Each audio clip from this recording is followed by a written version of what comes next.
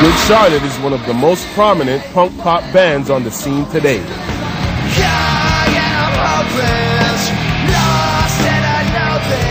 Their hard-rocking and whimsical approach to rock has made them a favorite among young music fans. Kids, we love you. That's crazy.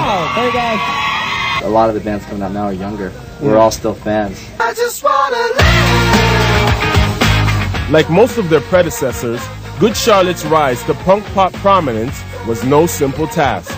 Twins Joel and Benji Madden had met their fair share of adversity prior to ascending to their multi-platinum heights. We came from nothing. That's all we talked about. I was like, oh, we're going to get signed one day. A string of good fortune had led Good Charlotte to the brink, but the Maryland Rockers needed something that would push them over the edge.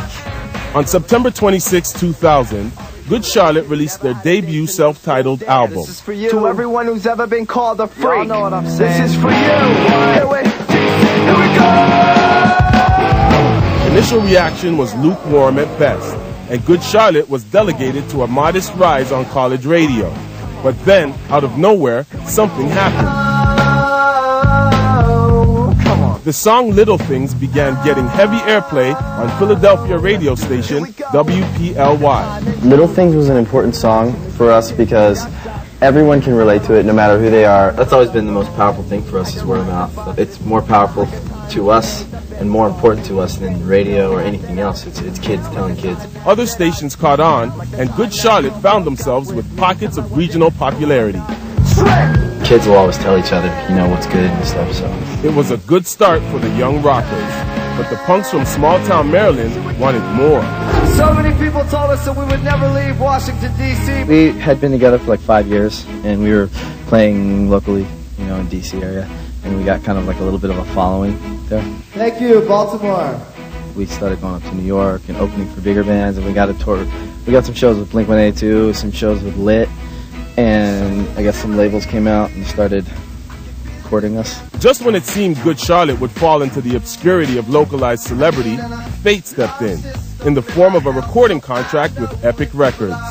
When we got a record deal, I got to tell my parents, like, I think it's for real, you know, we're actually going to get a record deal. At that point, it sort of hit them really hard, like, you know, wow, this is sort of for real. The buzz and the industry attention were a source of much satisfaction for the young punks who had for so long suffered serious feelings of adversity and obscurity. We're moving on. How many of you guys are coming with us? But just as things were starting to shift into high gear, Good Charlotte was forced to deal with some family issues of their own. Drummer Aaron Escalopio lost interest in the band and decided to leave to form a new band with his brother.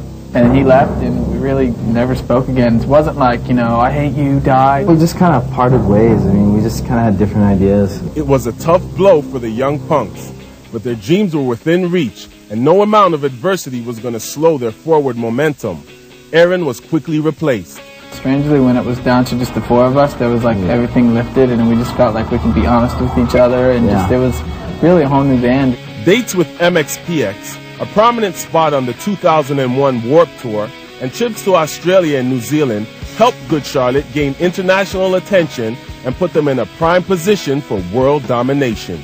When we first started touring, MXPX took us out like over a year ago, and we were little kids and didn't, you know, that was like our first like really big, playing to a lot of kids every night tour, and they showed us a lot of the ropes.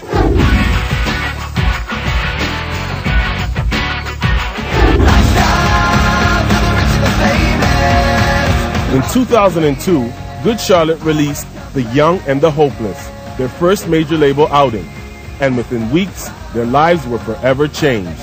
The first record, we developed a really close relationship with our fans. So we went in with the attitude for this record was just to make a good record for us and for our fans. The album was a massive success all over the world. What's up, London? How you guys doing? It's hard to go from a year and a half ago not having a place to live, wondering when you're going to eat the next time you eat, to this. Some bands are just like, whatever. And like you see us, we're all like, it's really just gone to our heads, really. We're talking about the dough, free shit. And the bitches. Girls don't like boys, girls like cars and money. MTV and Much Music seized on the band's hard-driving, yet fun-loving approach, and music fans took notice of their catchy hooks, inspiring melodies, and the album's key theme, honesty.